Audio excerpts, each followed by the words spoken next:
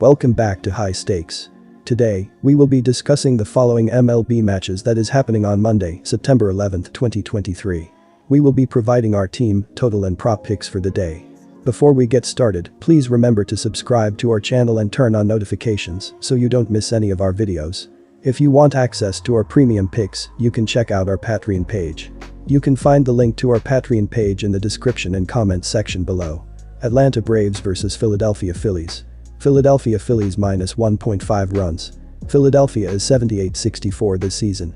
They are currently in second place in the National League East Division. They are 15 games back of the Braves for the top spot, but they are leading the National League wild card race. The Phillies have a 4-game lead over the field for a playoff spot. The Phillies have won 4 of their last 7 games entering Monday. In their last game, they lost 5-4 to the Marlins on Sunday, September 10th. Kyle Schwarber and Trey Schwarber both hit home runs in the loss. Ranger Suarez pitched 6.1 innings in the game, and he allowed 3 earned runs in the no-decision game. On Monday, the Phillies will start right-handed pitcher Michael Lorenzen. He is 8-9 this season with an ERA of 3.95. He has started 24 games this year, and in his last outing, he pitched 6 innings against the Padres on Tuesday, September 5th. He allowed 6 earned runs and 8 hits in the loss. Lorenzen started the season with the Tigers, and since being sent to Philadelphia, he has an ERA of 4.97. He has an ERA of 3.86 during night games and an ERA of 3.81 since the All-Star break. The Phillies are 3-3 this year when Lorenzen has started this year. The Phillies are hitting .259 from the plate this year, which ranks 6th in the league.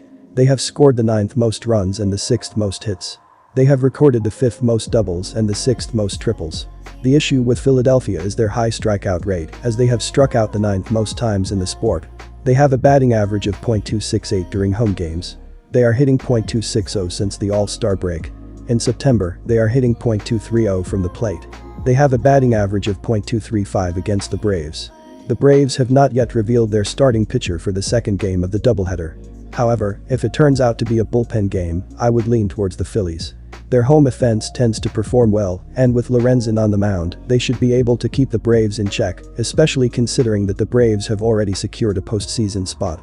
The Phillies boast a solid .268 batting average during home games, indicating their offensive prowess. They have also excelled at generating extra base hits, which could work to their advantage on Monday night. While the Braves are undeniably one of the top teams in the league, the demands of playing a second game on the same day might lead to them dropping this one. Take the over on Monday. As of Sunday night, the Braves have not announced who the starting pitcher will be for the evening game against the Phillies. Atlanta has a team ERA of 3.86 this season, which ranks 4th best in the league. Atlanta has allowed 4th fewest amount of runs, and they have given up the 2nd fewest amount of home runs. The Braves are hitting .276 from the plate this year, which is the best in the sport. They have scored the most runs and they have accumulated the most hits. Atlanta has the most home runs in the sport, which is highlighted by Matt Olson, who has 48 of them. They are hitting .280 during road games and .284 since the All-Star break. They hold a batting average of .294 during games against the National League East. In 6 games against the Phillies, Atlanta is hitting .290. The thing with these two teams is the offensive weapons that each club possesses. They love hitting home runs and outscoring their opponents, and that is what is going to happen on Monday night, as you should side with the over. The Phillies total has reached 8 runs or more in 4 of their last 6 games. The Braves total has reached 8 runs or more in 5 of their last 6 games. Texas Rangers vs Toronto Blue Jays. Take Toronto. The Blue Jays will trot out right-hander Chris Bassitt in the first game of this critical series with the Rangers. He allowed a run on 7 hits and struck out 7 over 8 innings to earn the win last Tuesday over the Athletics. Bassitt and Ken Waldichuk engaged in a pitcher's duel for 6 innings before Toronto's bats found success against Oakland's bullpen. This was Bassitt's second 8-inning start in a row after he shut out the Nationals his last time out. The right-hander is now at a 3.69 ERA, 1.18 WHIP, and 158.52 kBB through 173.1 innings over 29 starts this year. He'll look to carry some momentum into this massive game against the Rangers that will likely decide the wild card fate for both clubs. The Jays moved a season-best 16 games over .500 with a big win over the Royals on the weekend. They hold a 1.5-game lead on Texas entering action Sunday. Bo Bichette is back in the lineup after missing 9 games with a strained right quad. Starting pitching has been elite for Toronto this year, leading the majors in ERA with the 2nd most K9. The Blue Jays will trot out right-hander Chris Bassitt in the first game of this critical series with the Rangers. He allowed a run on 7 hits and struck out 7 over 8 innings to earn the win last Tuesday over the Athletics. Bo Bichette is back in the lineup after missing 9 games with a strained right quad, and the Jays look ready for a push. The Rangers are headed in the opposite direction, losing the division lead and falling out of the playoffs. They are 1.5 games back of the Jays, and this series is crucial, but unfortunately, they are depleted from a pitching standpoint. They have lost 7 of 10 and are a fragment of their former self earlier in the season. They have a chance to right the ship, but I like the Blue Jays here in Game 1. Take the over here with confidence. And here is why. The Rangers have yet to officially announce the starter for this contest against the Jays. Andrew Heaney is in line for his start but may be pushed back. He did not factor into the decision in a start last Monday, allowing 3 runs on 5 hits and 4 walks over 4.2 innings in a 13-6 loss against the Astros, finishing with 1 strikeout. It's the 4th time in Heaney's last 5 starts that he has failed to make it through the 5th inning. He has worked to a 4.66 ERA in that span, 19.1 innings. His command was the biggest issue on Monday, as he matched a season high with 4 walks. Overall, the left-hander is 9.6 with a 4.22 ERA, 1.37 WHIP, and 135.54 K. BB across 27 starts, 132.1 innings this season.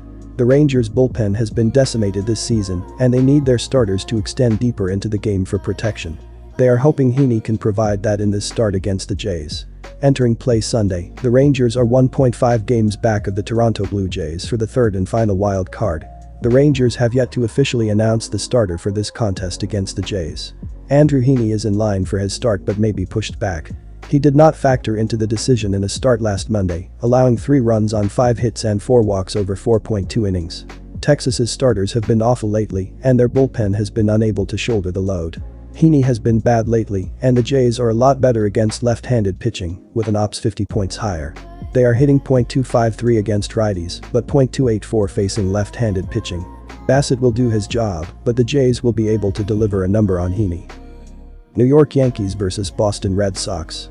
All in all, go with the Boston Red Sox to win at home here. The Boston Red Sox have been hitting the ball very well as a team throughout the year, as they are currently 7th in MLB, with a .766 team ops, while averaging 5 runs per game. This team uses their stadium to their advantage as they have 310 total doubles as a team, which leads all of baseball. First baseman Tristan Casas has been hitting extremely well as he has a .262, .364, .488 line with 23 homers, 61 RBI, and 64 runs scored in his rookie season. Cutter Crawford has been doing extremely well so far this season when looking at his baseball saving page, as he is in the 83rd percentile in chase percentage. He has a 6-pitch arsenal with his fastball being thrown 39% of the time.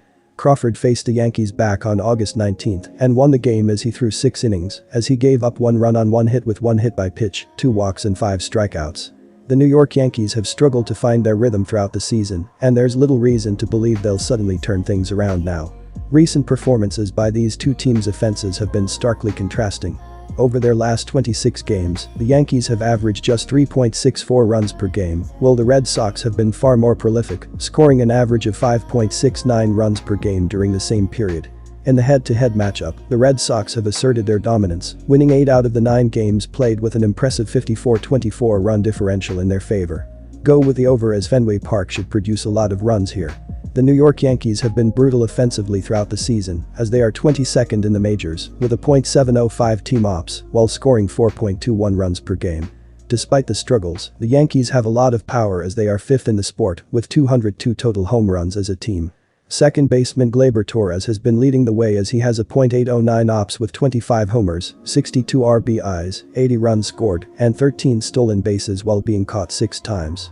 Clark Schmidt has been struggling throughout the season, according to his baseball saving page, as he is in the 28th percentile in whiff percentage. Schmidt relies on 5 different pitches with all but his changeup being thrown at least 19.2% of the time. He faced the Red Sox twice this season and is 0-0 in 10 innings, as he allowed 3 runs on 9 hits with 3 walks and 7 strikeouts. These starting pitchers in the previous 7 games have been struggling as Clark Schmidt is 2-2 with a 5.00 ERA and a 1.31 WHIP in 36 innings, while Cutter Crawford is 1-2 with a 5.64 ERA and a 1.35 WHIP in 30.1 innings. In the month of September, these teams have been struggling to put zeros on the board, as the Yankees are 15th in MLB with a 4.63 team ERA, while the Red Sox are all the way down at 28th with a 7.23 team ERA.